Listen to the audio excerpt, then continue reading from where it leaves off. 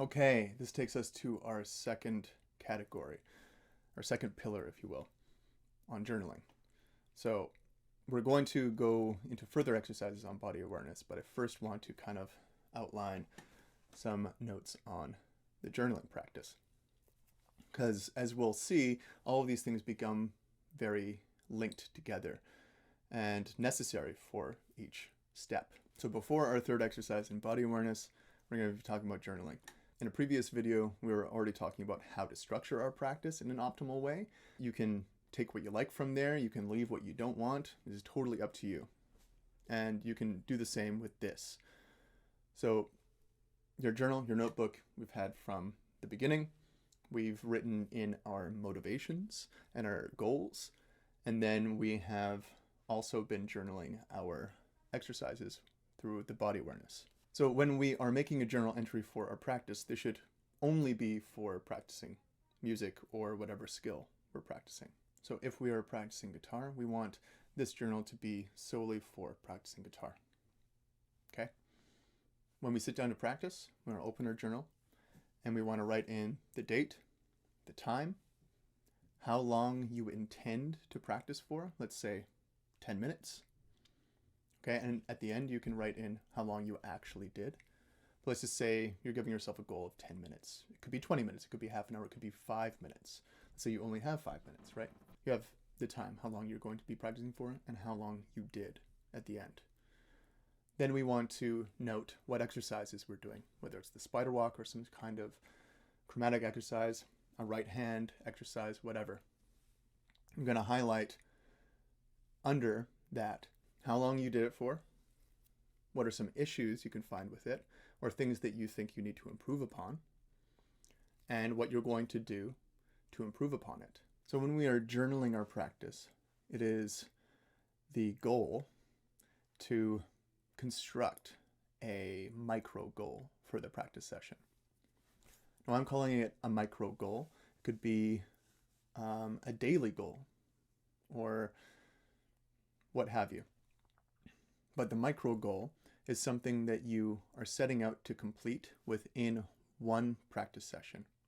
So it should be small enough and concise enough and achievable enough that you can do that in however much time that you have allotted. 10 minutes, 20 minutes, what have you. And we can go one step further and create micro goals for each section of practice that we're going to be talking about, whether it's our chromatic exercises, or right hand exercises, or scales, arpeggios, chords, repertoire, whatever. Or you can choose one main goal to focus on if you have limited time, for instance.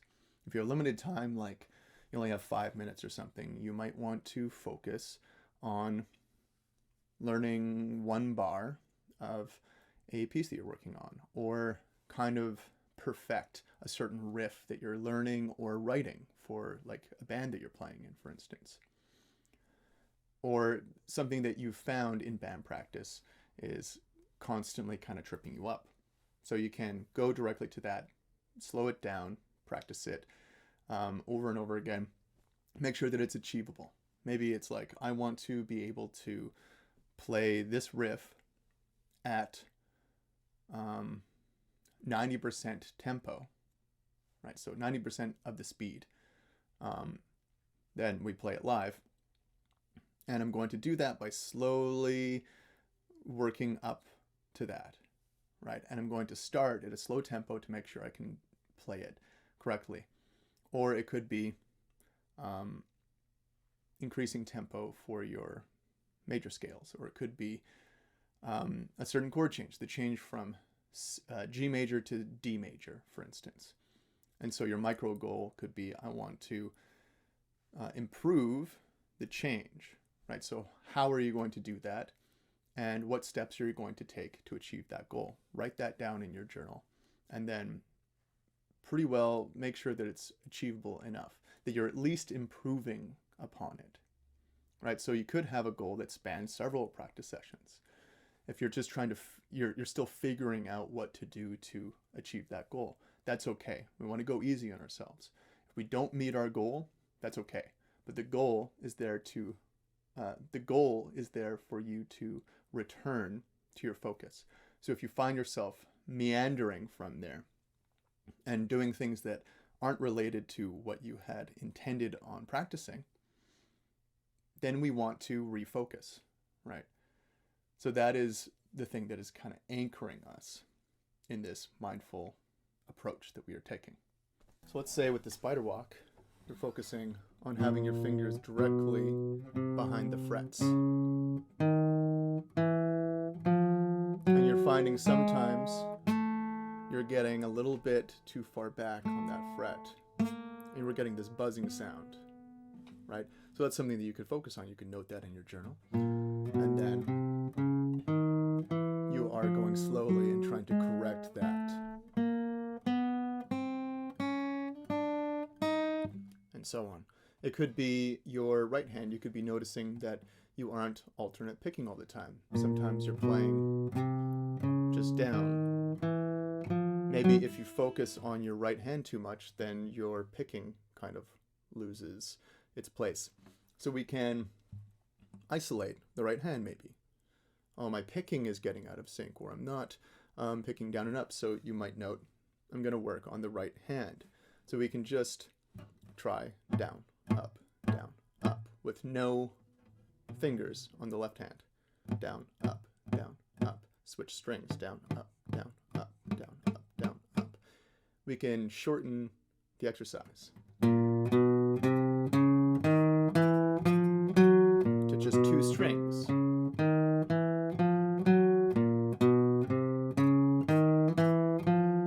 We could just try 2 fingers to still get the down and up. So we are identifying what we think we need to work on with that exercise. We are coming up with ways that we can specifically fix the problem, and then we are trying it out. And then you can take note on if what you decided to work on has worked or if it has not worked. Okay? And if it hasn't worked, then you can try to create a new experiment. We have to think about this as if we are creating a science experiment. We have a goal, or let's say a hypothesis or something. Let's say in this case, we're creating like a micro goal, an achievable goal for this practice session, for each segment. And then we construct an idea. What's the problem, right? The problem is that my right hand is missing strings or whatever. Then we create an experiment to see what will fix that problem. Are you going to keep doing the thing that you're doing that's leading to you doing it incorrectly? No, we want to create something new. Isolate the problem, right? And then once we've isolated it and you've seen that it's worked or it hasn't worked, we might want to create a different experiment. But if it has worked, then we can try to integrate it. So then we're staying aware as we're integrating that into the exercise. So as we approach something that might feel a little bit more difficult, we're re-upping our focus there. And so on, right? And then at the bottom, after you've ran your experiment, then you can say what worked, what didn't work, what you still think you need to work on, and what you have done well. This is also very important because oftentimes we focus too much on the negative, what we aren't doing well yet, right? So we want to also write in what we think we did well there. Then we can move on to our scales, right? And we can work on some scale exercises. We can maybe learn a new scale. We can play around with the scale a little bit, right? We can work on speed, maybe. The way that we would work on speed is you would start at a comfortable tempo, make sure that you can play the scale at that tempo, right? We can use a metronome here. You can make a note what beats per minute you have your metronome at, right? You can use an app on your phone for this, right? I use the Metronome Beats app. Let's say 80 beats per minute. Let's say we're working on speed for a scale. 1, 2, 3, 4. 1, 2, 3, 4. And maybe we're actually wanting to work on our eighth notes.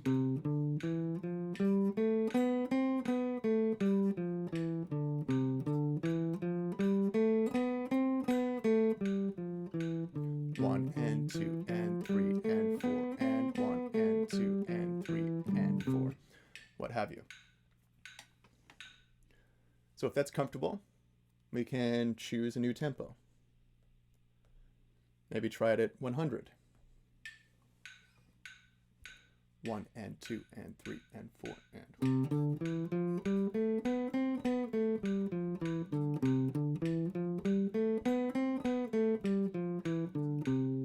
Right, let's say that that tempo is a little bit too fast now. So you can make note 100, too fast. You go down to 90. Try that out. 1 and 2 and 3 and 4 and maybe 90 is a little bit easier, right? But just on the brink. So we'll play with that for a little bit. Then you can up the BPM by 5. If that's too fast, knock it down 2 notches. 93. Play until that feels comfortable. Then we can bump it up to 95. Then we can bump it up to 100 and see how that is going. And with speed, it's good to incrementally increase the speed, but it's also good for a little bit, maybe at the end, to try like speed bursts, where it's like, ooh, just outside of the range of what's comfortable for you to be playing. And so you're kind of pushing it to a metronome still. You could be going kind of way outside the range of what's comfortable. You could try it at 120, da-da-da-da, da-da-da-da, da-da-da-da, right, really fast. And then kind of make note of how that went after doing it a little bit. Slow it down again and slowly build up. So we're kind of getting this, like we're inching our way up the BPMs, but we're also kind of going to that high level. We don't want to just be there. We also want to go from the low level up, right? So we're kind of closing in on either end. From there, we can do a similar thing with our chord practice. And so when it comes to the chord practice, and arpeggio practice, but we can be maybe strumming a few chords, like G major. And this is where maybe we want to focus on rhythm, so strum patterns. This is something that a lot of people run into issues with, is they might only know 1 or 2 strum patterns, and they don't know how to break out of them because it's too habitual already. But this is where we can actually start to try some stuff out there. We need to learn how to count rhythm. I'm not going to go too deep into how to do that in this video series. I have other video series on things like that. Okay, but this is where you would practice that, right? Being able to change chords on time.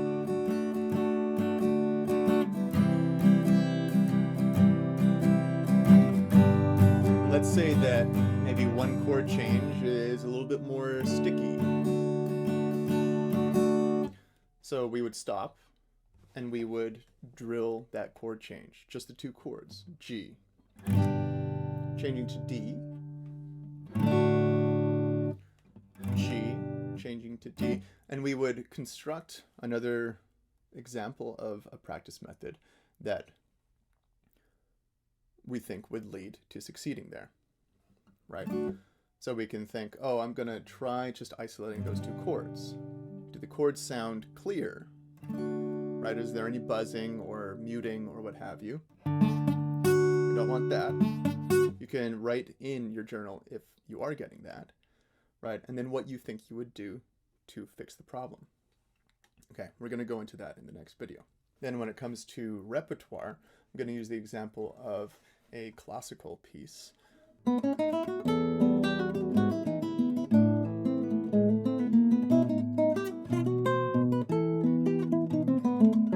So it's a challenging line, okay? And this will still apply if you're not a classical player, okay?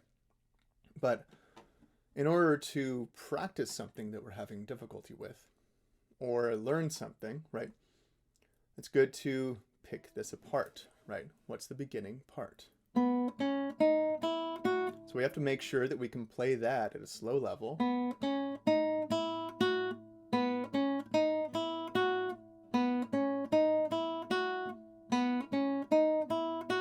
want to play it more times correct than we do incorrect, as much as we can. Play it as slowly as we need to.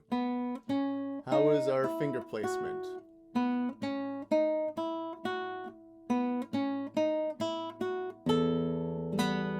All right, that's the next part.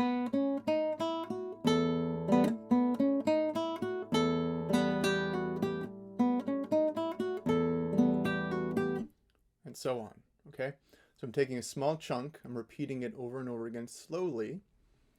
And with our journal practice, we can note what is working, what wasn't working, if you got distracted when you were playing, certain sections that need extra work.